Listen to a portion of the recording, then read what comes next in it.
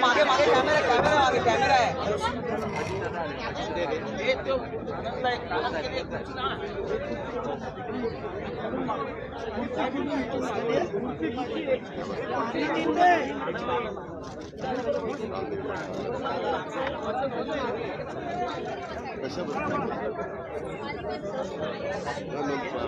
Declare माझा P जरा भेटला दिवसाचा सोमवार मुंबईत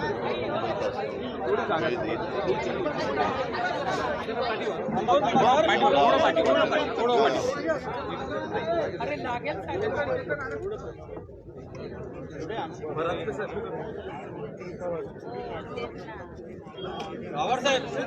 जरा कार्यकर्त्यांना थोडं मागे जायला सांगा ना. आम्हाला उभं राहायला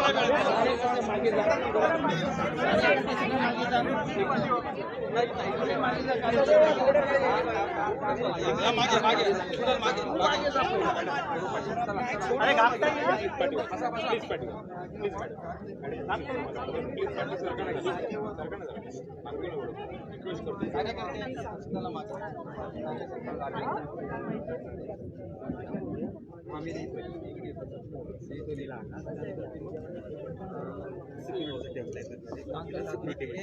सर्व पत्रकार मित्रांना नमस्कार. जितेंद्रजी, आनंदजी, बाकीचे सगळे सहकारी बंधू भगिनींनो, आज मी इथं येण्यापाठीमागचं कारण असं आहे की आपल्याला सगळ्यांना माहिती आहे की काल जितेंद्र आव्हाडांनी जे काही ट्विट केलं आणि ते ट्विट वाचल्यानंतर साहजिकच आम्ही सगळ्यांनी त्याच्या पाठीमागचं कारण काय ते समजून घेण्याचा प्रयत्न केला. मी इथं यायच्या आधी आज मी पुण्यात माझे 2 कार्यक्रम होते. पुण्यात लकीली मी आणि अंबादास दानवे विरोधी पक्षनेते विधान परिषद आम्ही दोघंही बरोबरच होतो. त्यावेळेस तिथंही एक पत्रकार परिषद घेतली होती. तिथंही मला जे काही वाटतं ते तिथं मी स्पष्टपणे सांगितलेलं होतं. 72 तासामध्ये एका राज्याचा माजी कॅबिनेट मिनिस्टर यांच्यावर 2 गुन्हे दाखल होतात आणि हे असल्या कारस्थानामुळं अतिशय नाराज होऊन जितेंद्रजींनी ते स्टेटमेंट केलं. परंतु एक आक्रमक आमचे सहकारी राष्ट्रवादी काँग्रेस पक्षामध्ये सत्ता असली काय सत्ता नसली काय नेहमी सर्वधर्म समभाव शाहू फुले आंबेडकरांचा विचार हा सातत्याने पुढं नेणारा एक सहकारी या नात्याने जितेंद्रची महाराष्ट्रामध्ये ओळख हे आपल्याला सगळ्यांना ज्ञात आहे. आणि असं असताना ज्या कारणाकरता विनयभंगाचा गुन्हा तिथं दर्ज करण्यात आलेला आहे, पत्रकार मित्रांनो, आपण पण सगळेजण वेगवेगळ्या चॅनलला ते पाहतोय आणि त्या क्लिप बऱ्याच व्हायरल झालेल्या सगळीकडे फिरतायत. त्यामध्ये कुठेही असं विनयभंग झालेला दिसत नाही. एक तर मला कळत नाही की राज्याचे मुख्यमंत्री स्वतः गाडीमध्ये पुढच्या सीटवर बसलेले आहेत. ड्रायव्हर उजव्या बाजूला आहे, पाठीमागं काही लोक बसलेले असतील ते मला दिसलेले नाहीत आणि तिथून 10 फुटाच्या आतच हे जे काही घटना घडलेली आहे ती घडली. साहजिकच ज्यावेळेस मोठ्या व्यक्ती येतात त्यावेळेस ते पहिल्यांदा गाडीमध्ये बसतात आणि त्यांना बाकीचे सोडवायला आल्यानंतर ते आपापल्या गाडीमध्ये जाण्याच्या करता घाई करत असतात आणि त्याच्यातून जितेंद्रजी पुढे जाण्याचा प्रयत्न करतात. ह्याच्यात कुठला विनयभंग? आज सरकार बदललेलं आहे म्हणून काही विरोधकांचा आवाज अशा पद्धतीनं दाबण्याचा प्रयत्न जर सरकार करत असेल तर ही अतिशय लाजिरवाणी बाब आहे. महाराष्ट्रामध्ये अशा घटना मागं कधी घडलेल्या नाहीयेत आणि सरकार येत असतं, सरकार जात असतं, कुणी कायम तिथं बसायला गेलेलं नाहीये. मी नेहमी सांगतो की जोपर्यंत जी व्यक्ती प्रमुख म्हणून त्या पदावर बसतील त्यांच्या पाठीशी 145 आमदारांचा पाठिंबा असतो तिथपर्यंतच ती व्यक्ती त्या ठिकाणी बसू शकते. हे अनेक वेळेला सिद्ध झालेलं आपण सगळ्यांनी पाहिलेलं आहे.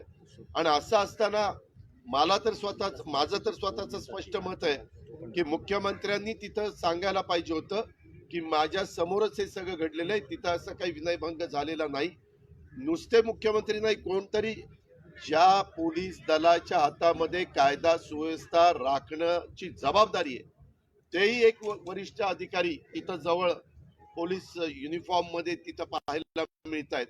आणि असं असताना, आणि मला एक क्लिप मगाशी आनंद परांजपेंनी दाखवली, मधी छटपूजा होती बघा 30 तारखेला काय काहीतरी ऑक्टोबरला. तर त्या छटपूजेच्या वेळेस मुंब्रा परिसरामध्ये एक कार्यक्रम स्टेजवर स्वतः जितेंद्रजी काही भाषण करतायत, शुभेच्छा देत आहेत, जे काही त्यांना मत मांडायचं ते मांडतायत. त्यावेळेस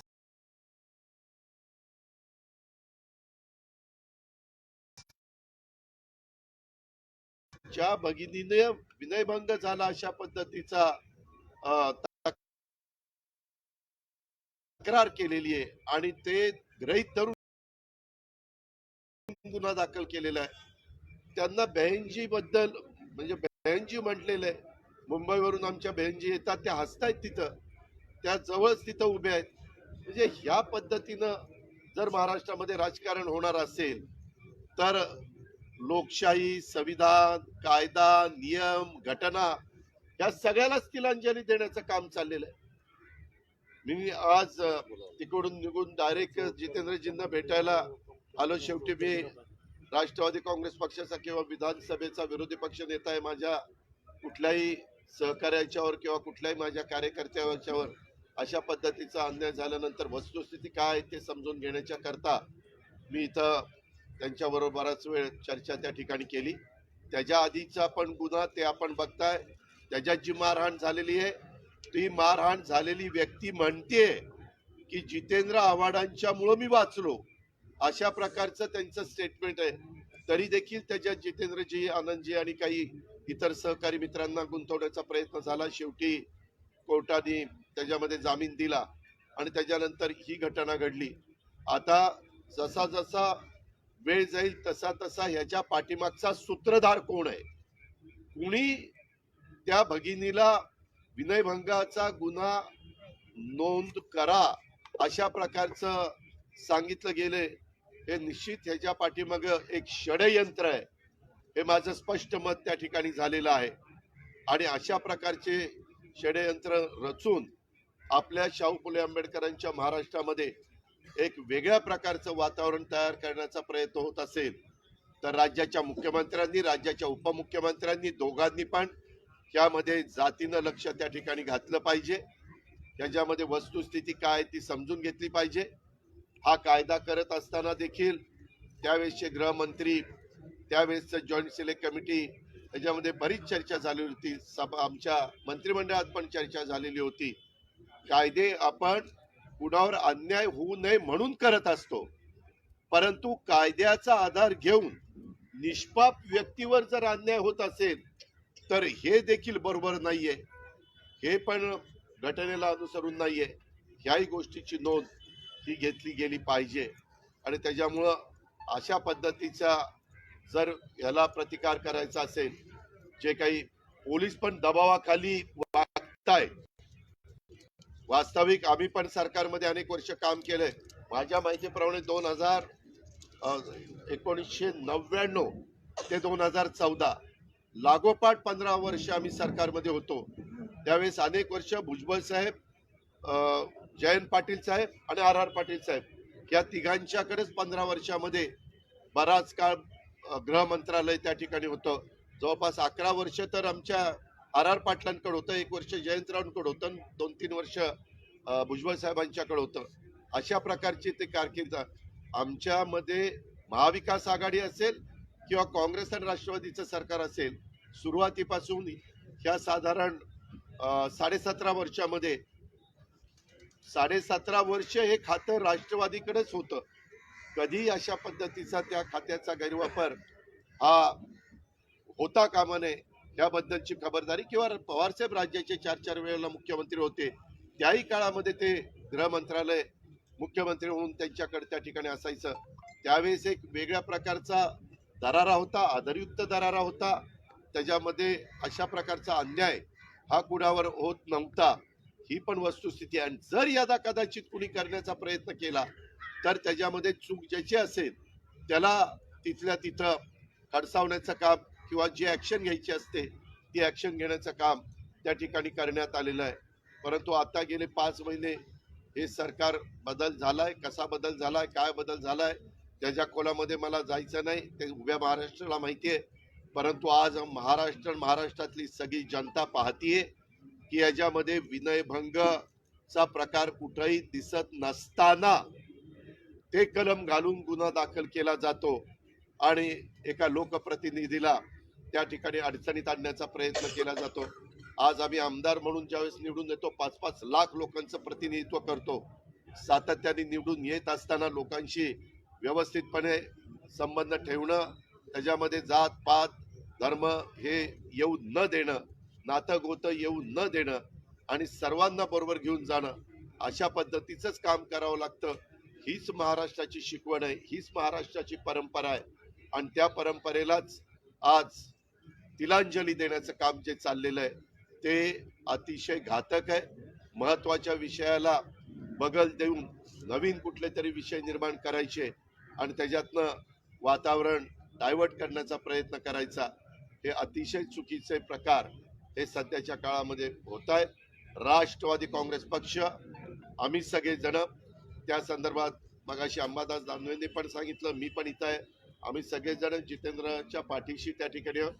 मी जितेंद्रला सांगितलं की आपल्याला ह्या सगळ्या गोष्टीशी जिथं अन्याय होतो त्या अन्यायाला वाचा फोडायचा असेल, अन्यायाशी मुकाबला करायचा असेल तर त्याच्यात 5 लाख लोकांनी आपल्यावर टाकलेला विश्वास हा 5 वर्षाच्या करता आहे, त्या विश्वासाला कुठेही तडा जाऊन न देता एकत्रपणे एकजूटपणे आपण सगळेजण त्या ठिकाणी ह्या गोष्टीला सामोरं जाऊन त्याच्याशी 2 हात करण्याचं काम करू. शेवटी लोकशाही टिकली पाहिजे, संविधान टिकलं पाहिजे, घटना कायदा नियम हे टिकले पाहिजे. त्याच्यातून जरूर कुठंही आपल्या महाराष्ट्रातल्या महिलेवर, भगिनीवर, आईवर, मुलीवर अत्याचार होता कामा नये ह्याची पण जाणीव आम्हाला सगळ्यांना आहे.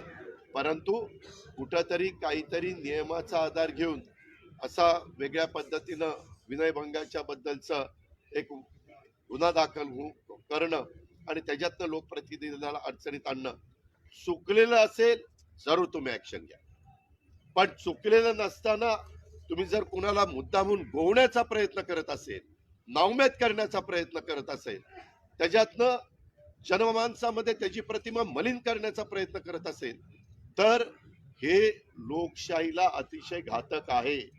एवढा मोठा भारत देश, एवढा मोठा महाराष्ट्र, यामध्ये सगळ्यांनीच आपलं तारतम्य ठेवूनच वागलं पाहिजे आणि पोलिसांनी पण कुणाच्याही दबावाला न घाबरता, अलीकडे बऱ्याचदा वरिष्ठ पोलीस अधिकारी सांगतात अनेकांना किंवा आमच्यावर प्रेशर आहे, आमच्यावर दबाव आहे. अरे कायदा नियम काय सांगतो ते बघा ना, दबावाला आणि प्रेशरला घाबरायचं काय कारण आहे? ही पद्धत नाहीये. सरकार येत असतात, सरकार जात असतात, बदल होत असतात, ह्याचाही नोंद ही सर्वच अधिकारी वर्गांनी त्या ठिकाणी घेतली पाहिजे. आज पण मी देवेंद्र फडणवीसांचं एक स्टेटमेंट वाचलेलं आहे की बाबा जे खर्च चाललेले आहेत, जे नियम चाललेले आहेत, कुठं मीटिंग बोलवल्या जातात तिथं वेळा पाळल्या जात नाहीत, कॅन्सल केल्या जातात, अधिकारी सगळे जमतात आणि पुन्हा ते जात आहेत, हे जे काही चाललेले प्रकार आहेत किंवा महागाई किंवा बेरोजगारी किंवा महाराष्ट्रातले मोठे मोठे प्रकल्प बाहेर जात आहेत, या संदर्भामध्ये काय सरकारची भूमिका आहे ते सरकारने सांगितलं पाहिजे. ते न होता या बाकीच्या गोष्टीलाच अधिकचं महत्व दिलं जातं, हे महाराष्ट्राचं दुर्दैव आहे. आणि म्हणून मी आज जितेंद्रजी, आनंदजी आणि सगळ्या बाकीच्या माझ्या सहकार्यांना विनंती केलेली आहे, जरी जितेंद्रजींनी तशा प्रकारचं ट्विट केलेलं असेल तरी आदरणीय पवार साहेब असतील, आमचे प्रांताध्यक्ष जयंत पाटील पण दुपारी 1:30 वाजता का 2 वाजता तुमच्या बरोबर प्रेस कॉन्फरन्स घेऊन गेले, किंवा मी असेल, माझे इतर अनेक सहकारी असतील, सगळ्यांचं हेच मत आहे की जितेंद्रजींनी ते ट्विट जे केलेलं आहे ते मागं घ्यावं आणि ह्या संदर्भामध्ये अतिशय आक्रमकपणे ह्या जिथं जिथं अन्याय होत असेल तिथे तिथे अन्यायाला वाचा फोडण्याचं काम, अधिवेशन ज्या वेळेस असेल त्या वेळेस अधिवेशनामधले वेगवेगळ्या आयुधाचा वापर करून तिथं वाचा फोडण्याचं काम आम्ही सगळेजण करू. अधिवेशन नसेल त्यावेळेस आपल्या सगळ्यांना विश्वासामध्ये घेऊन आणि जनतेला वस्तुस्थिती लक्षामध्ये आणून देऊन काय प्रकार चाललेले आहेत हे त्या ठिकाणी दाखवण्याचं काम करू. त्याच्यात आम्ही कुठेही तसोबर देखील कमी पडणार नाही ही खात्री मी या निमित्तानं देतो. सर त्या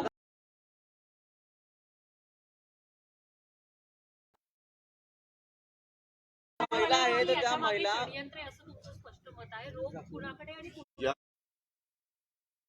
या संदर्भामध्ये ज्या काही गोष्टी ज्या काही क्लिप पाहायला मिळालेल्या आहेत परंतु त्या क्लिप ऑथेंटिक आहे का?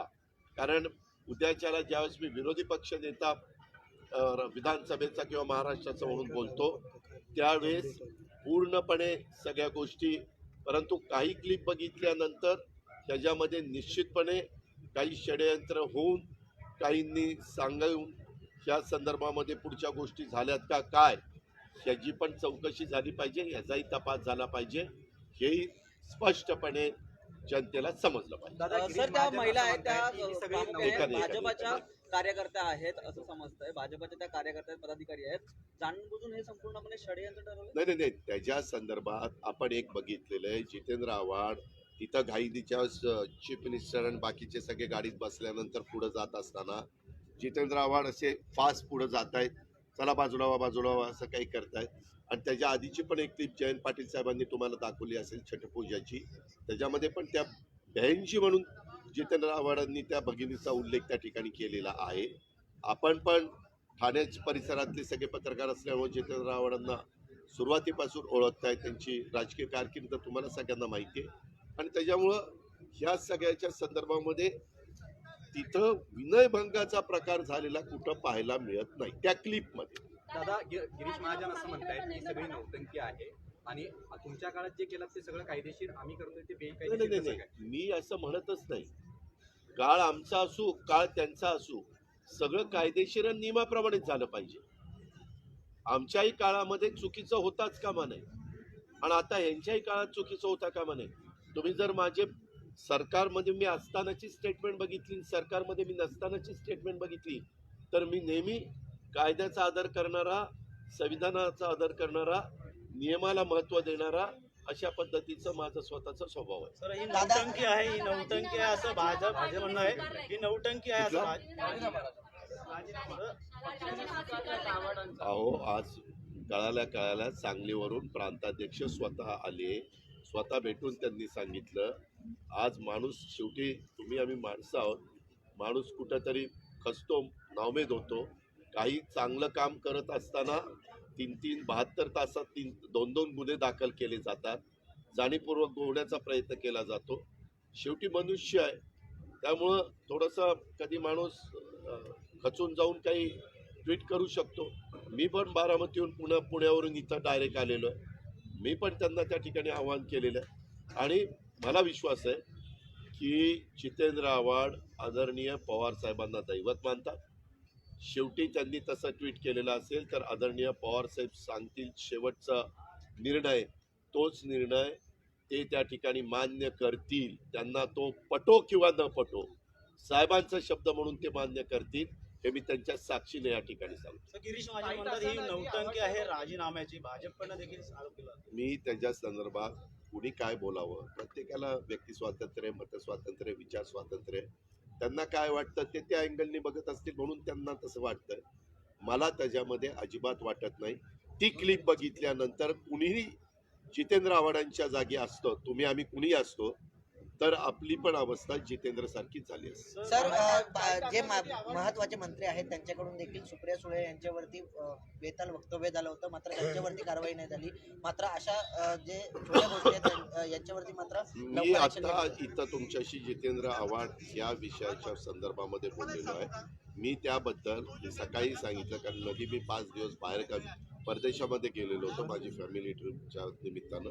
त्याच्याबद्दल काय बोलायचं ते मी उद्या बोलतो. या सर्व प्रकरणाला पाहता राष्ट्रवादी रस्त्यावरती उतरणार का याबद्दल आंदोलन? नाही, ह्या संदर्भामध्ये मी आमचं सगळे म्हणजे महाविकास आघाडी जी आहे त्या महाविकास आघाडीमधल्या राष्ट्रवादी काँग्रेस, शिवसेना उद्धव ठाकरे साहेबांची, या सगळ्याच्याच बाबतीमध्ये अशा काही गोष्टी होत असताना आम्ही सगळेजण एकजुटीने मजबूतीने त्या गोष्टीचा मुकाबला करू. कारण अंबादास दानवेंनी माझ्या देखतच सांगितलं की हे चुकीचं आहे, हे अशा पद्धतीनं वागणं, अशा पद्धतीनं कुणाला तरी काहीतरी कलम घालून त्याच्यामध्ये गोवणं हे चुकीचं आहे. आवडतात तुम्ही राजीनामा मागे घेता? आता माझी प्रेस चालू असताना त्यांना कशाला मध्येच कळेल. दादा एक प्रश्न, काही तासांआधी आव्हाड साहेबांनी मुख्यमंत्री शिंदे साहेबांना सांगितलेलं की तुम्ही सावध राहा म्हणून, आणि आज तेच अडकले ते एका नाही, ज्यावेळेस कुठेतरी आव्हाड साहेब आणि शिंदे साहेब, आव्हाड साहेब ज्या ताकदीने इतर विषयांवर मांडतात त्याने शिंदे साहेबांविरुद्ध ते कमी दबावाखाली बोलतात असं आपल्याला वाटतं का? या संदर्भात क्लिप बघितल्यानंतर त्या भगिनीनं याबद्दलचा गुन्हा दाखल केलेला आहे विनयभंगाचा. मी त्याच्याबद्दल सांगितलं की काही घटना त्याच्या आधी काही तास तो कार्यक्रम झाल्यानंतर तिथपासून तक्रार करेपर्यंत त्या भगिनी कुणाकुणाला भेटल्या, कुणाकुणाशी चर्चा झाली, काय काय झालं, याही संदर्भातली चौकशी झाली पाहिजे. आणि ती चौकशी पारदर्शकपणे झाली तर ह्याच्या मागे षडयंत्र आहे का नाही हे स्पष्ट महाराष्ट्राला कळेल. सर, ती जी पीडित महिला आहे, नाही झालं. मी गेल्यानंतर गृहमंत्र्यांशी बोलणार आहे. कारण शेवटी पोलीस खात्याचे प्रमुख म्हणजे गृह खात्याचे प्रमुख यांना त्यांनी देवेंद्रजी पूर्वी पण 5 वर्ष काम करत होते, मध्ये 2.5 वर्ष ते विरोधी पक्ष नेता म्हणून काम करत होते. मी त्यांच्याशी विरोधी पक्ष नेता या नात्याने याविषयी बोलणार आहे. दादा, जी पीडित महिला आहे त्यांनी मुख्यमंत्र्यांशी भेटल्यानंतर हा मध्यरात्री गुन्हा दाखल केलेला आहे. कुठेतरी मुख्यमंत्र्यांच्या दबावाखाली हा मी गुन्हा- आपल्याला स्पष्टपणे आता एका पत्रकार मित्रांनी प्रश्न विचारल्याच्या नंतर सांगितलेलं आहे की ती घटना किती वाजता घडली, काय घडली ते बघून गुन्हा दाखल करण्याच्या करता त्या कधी पोलीस स्टेशनला गेल्या, ते मधले काही तास, काही मिनिट, काही सेकंद जे काही झालेली आहेत त्याबद्दल पारदर्शकपणे चौकशी झाली पाहिजे. आणि त्याच्यातली वस्तुस्थिती जर स्पष्टपणे पुढे आली तर ह्या संदर्भातलं सगळं जे काही आहे ते समोर येईल. सर, काही तासापूर्वी म्हणजे काल जितेंद्र आव्हाड यांनी सांगितलेलं होतं की आम्हाला धमक्या येत आहेत, तर त्याच्या काही वेळातच काही तासातच अशा प्रकारचा जो दुसरा गुन्हा आहे तो दाखल होतोय. म्हणूनच त्यांनी त्याच्यातनं नाराज होऊन तशा पद्धतीचं ट्विट केलं ना. तुम्ही पण तुमचं पत्रकारितेचं काम करत असताना, व्यवस्थित काम करत असताना जर जाणीवपूर्वक तुम्हाला गोवण्याचा प्रयत्न कोणी करत असेल, कुठले तरी ज्या कायदे नियम आहेत त्या म्हणजे अडकवण्याचा प्रयत्न करत असेल तर साहजिकच आहे, माणूस आहे आणि त्याच्यामध्ये मग माणूस त्या ठिकाणी नाउमेद होतो किंवा खचतो आणि अशा पद्धतीनं मग टोकाची भूमिकेचं स्पष्टीकरण करतो किंवा स्टेटमेंट करतो किंवा ट्विट करतो. दादा, विरोधकांना संपवायचं असं भाजपवरती आरोप होतो, विरोधकांना संपून टाकायचं, ही स्ट्रॅटेजी शिंदे वापरतात. मी आपल्याला सांगू का, या देशातली लोकशाही स्वातंत्र्य मिळाल्यापासून आजपर्यंतच्या घटना घडलेल्या पाहिल्या, अनेकांनी पंतप्रधान म्हणून, मुख्यमंत्री म्हणून प्रत्येकाची कारकीर्द बघितली, तर कधी ह्या देशामध्ये विरोधक हा संपू शकत नाही. जनता ह्या गोष्टी फार बारकाईनं त्या ठिकाणी बघत असते. जनतेला लक्षात आलं की इथं अन्याय होतोय, इथं चुकीचं होतंय, त्यावेळेस जनता ज्यांना डोक्यावर बसवते ती जनता त्यांना बाजूला पण करते. हा आजपर्यंतचा गेल्या 75 वर्षातला इतिहास आपल्या सगळ्यांच्या समोर आहे.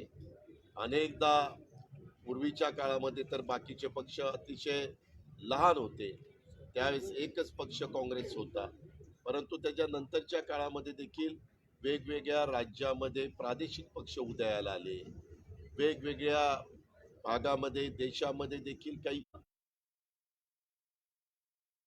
कुणी कारण मध्ये काही भाजपच्या वरिष्ठांनी तसं स्टेटमेंट केलेलं होतं, विरोधक समोर राहिलाच नाही पाहिजे. लोकशाहीमध्ये असं नसतं. लोकशाहीमध्ये उद्याच्याला आम्ही सरकारमध्ये आलो तरी विरोधक हा असलाच पाहिजे. शेवटी सत्ताधारी कुठं चुकत असेल तर विरोधकांनी ती चूक लक्षामध्ये आणून द्यायची असते. त्यालाच लोकशाही त्या ठिकाणी म्हणतात. त्याच्यामुळे संपवण्याची भाषा आम्ही पण सत्तेवर असताना करणार नाही आणि दुसऱ्यांनी पण सत्तेवर असताना करू नये, हे माझं स्पष्ट आहे. दादा, हिंदी में जानना चाहेंगे कि आपके बड़े विधायक जो है उनके ऊपर 72 घंटे के अंदर 2 मामले दर्ज हुए हैं। पहले मामले को लेकर भी उस विधायक जी ने कहा कि वो छोटा मामला है, जिसको तहकीकात करने पूछताछ के लिए जब पुलिस थाने पहुंचे उसके बाद मामला दर्ज किया गया और अभी 72 घंटे के अंदर दूसरा मामला दर्ज हुआ है। कैसे देखते हैं? इसके बारे में ही मुझे जब ये पता चला कल रात को देर से जितेंद्र जी का ट्वीट आया हमारे सहकारी का, तब सुबह भी कुछ न्यूज चालू थी, पेपर में भी आई और इलेक्ट्रॉनिक मीडिया में भी आई, सभी जगह आई, सोशल मीडिया में भी आई। वो देखने के बाद मैंने तय किया कि आज मुंबई में जाने से पहले बारामती से निकलने के बाद डायरेक्ट पुणे के कार्यक्रम करके जितेंद्र जी को मिलने के लिए जाने का, इसीलिए मैं यहाँ आया। आने के बाद मुझे पता चला मेरे पहले हमारे पार्टी के चीफ जयंत पाटिल भी यहाँ आके गए, उन्होंने भी ये सब उनकी तरफ से जितेंद्र जी के साथ बात की, मैंने भी बात की। ये बहुत गलत है, किसी विधायक को, जितेंद्र जी आज है उस पर, लेकिन कोई भी विधायक हो, वो एनसीपी का हो, कांग्रेस का हो, बीजेपी का हो, शिवसेना का हो, वो इंडिपेंडेंट हो या कोई भी पार्टी का हो, प्रहार पार्टी का हो, किसी के ऊपर भी ऐसा अन्याय नहीं होना चाहिए। अगर कोई उनकी तरफ से गलती हुई होगी और वो संविधान के खिलाफ होगा, कानून के खिलाफ होगा, तो जरूर एक्शन लेनी चाहिए। दादा, उसका समर्थन हम बिल्कुल नहीं करेंगे, लेकिन हम जब विधायक के नाते काम करते हैं, 5-5 लोग, लाख लोग हमें सिता के देते हैं और मुझे एज अ विधायक के नाते जितेंद्र का जो अनुभव है, वो मिनिस्टर, उन्होंने मेरे साथ मिनिस्टर के नाते काम किया है, अभी भी काम किया है। पहले मेरे ख्याल से पृथ्वीराज चौहान साहब मिनिस्टर, चीफ मिनिस्टर थे, उनके भी मिनिस्ट्री में वो कैबिनेट मिनिस्टर के नाते उन्होंने काम किया है। या पार्टी के राष्ट्रवादी कांग्रेस पार्टी के अलग अलग जगह पे भी उन्होंने काम किया है। वो काम मैंने नज़दीक से देखा है, वो ऐसी गलती बिल्कुल नहीं कर सकते।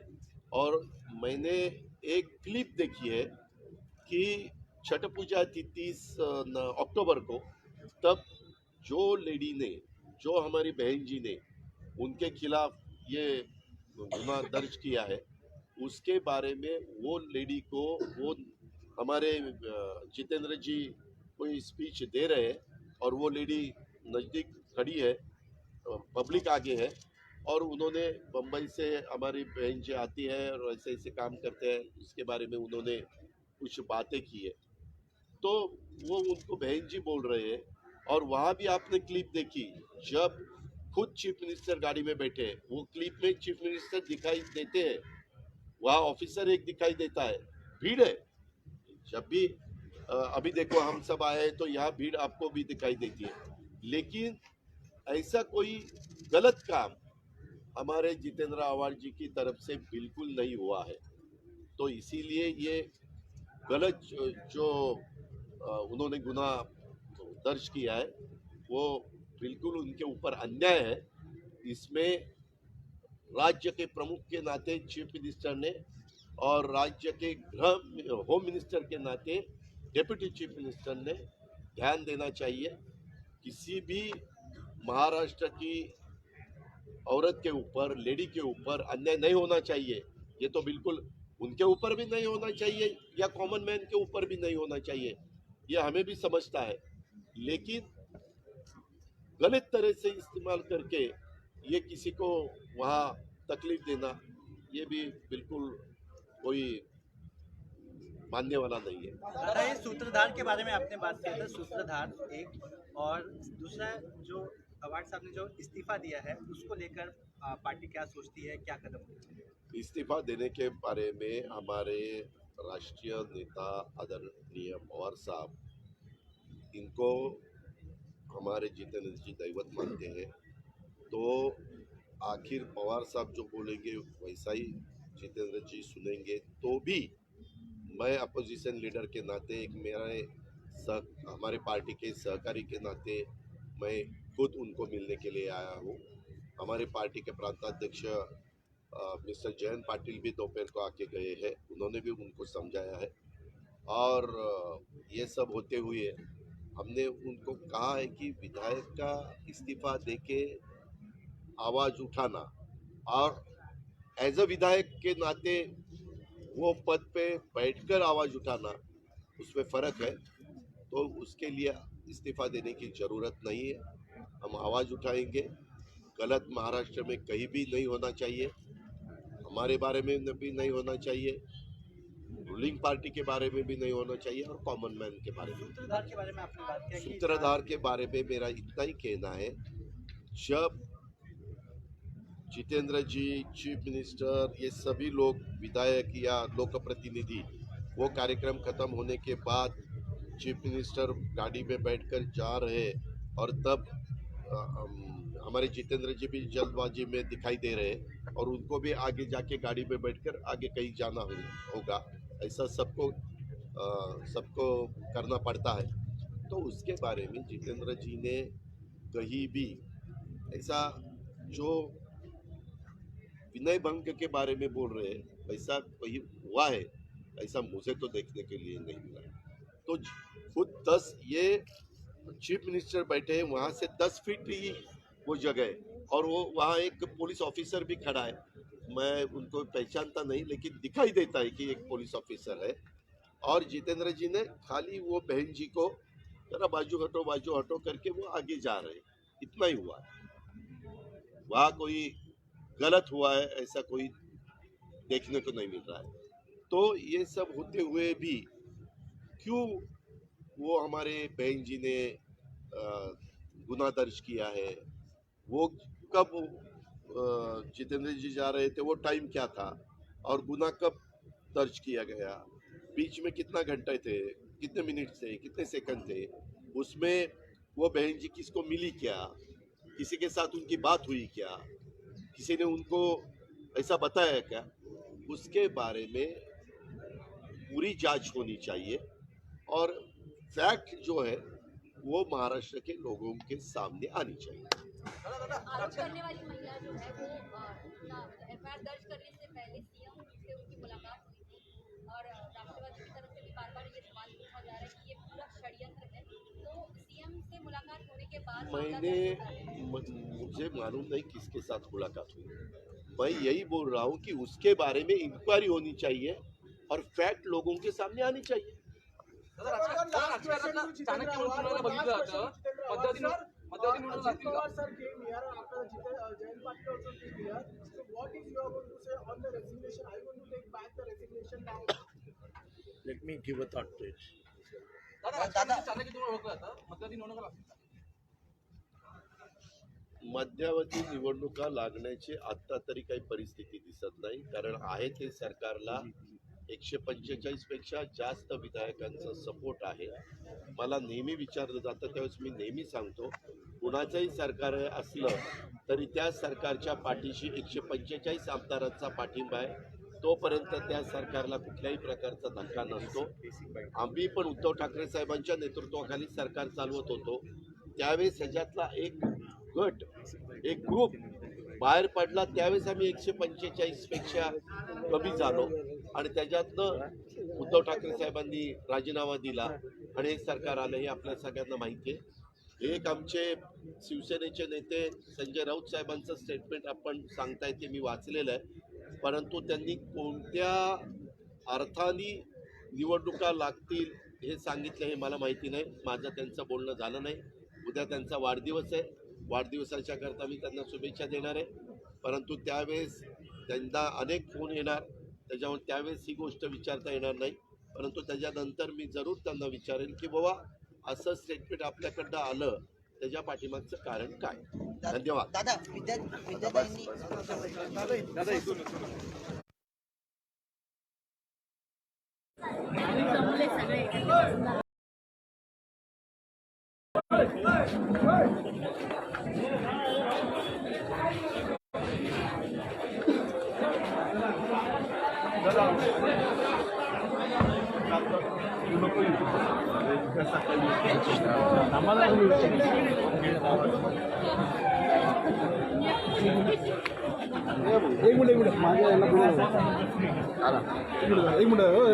अरे भाऊ